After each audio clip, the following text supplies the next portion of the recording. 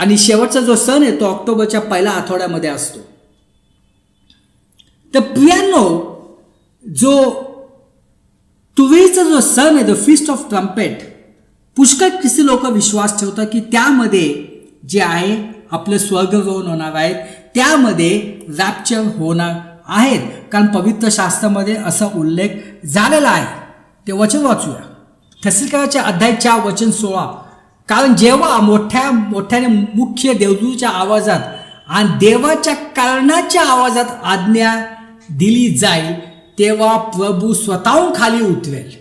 म्हणजे जेव्हा हा कर्णाचा सण असतो, तुवेचा सण असतो, तर पुष्कळ ख्रिस्ती लोक हा विश्वास ठेवतात, प्रॉफिट लोक विश्वास ठेवतात की रॅप्चर होऊ शकतं. आता हा सण जो असतो, हा सण 23 किंवा 24 सप्टेंबरला असतो. आणि दुसरी एक विश्वास आहे की येशू ख्रिस्ताचं द्वितीय आगमन पण या सणाच्या दरम्यान होणार आहे. म्हणून हा जो फीस्ट ऑफ ट्रम्पेट जो आहे, तुवेचा सण खूप महत्त्वपूर्ण आहे.